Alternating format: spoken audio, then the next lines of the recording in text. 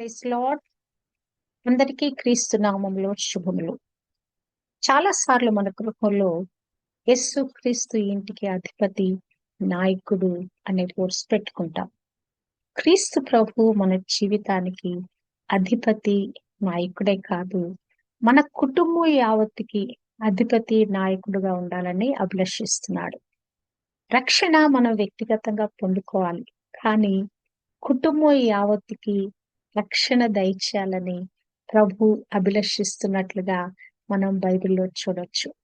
లూకా సువార్త 19:9 ప్రభు జక్కయ్యతో నేడు ఈ ఇంటికి రక్షణ వచ్చి ఉన్నది అని చెప్పాడు.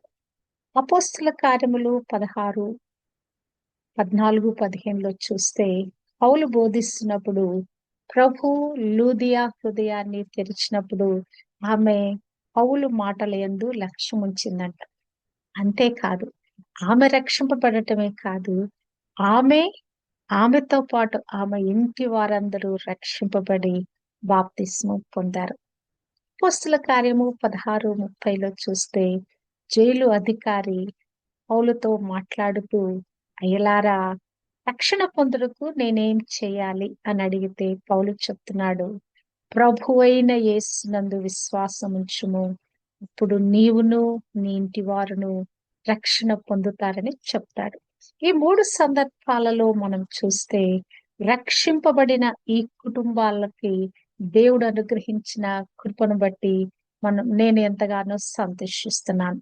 అంటే రక్షణ కుటుంబంలో ఒక్కరికే కాదు, కుటుంబంలో ఉన్న వారందరికీ కూడా అనుగ్రహింపచేయాలని దేవుడు ఆశపడుతున్నాడు. అదే విధంగా మనమే కాదు, మన కుటుంబాలలో ఉన్న అందరూ రక్షింపబడి ఆత్మతో నింపబడి సిద్ధపడి ఎత్తబడే గుంపులో ఉండుటకు దేవుడు కృప అనుగ్రహించును గాక.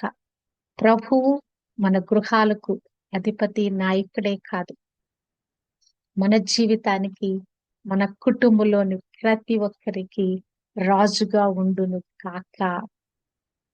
దేవాది దేవునికి మహిమ కలుగును గాక. ఆమేన్.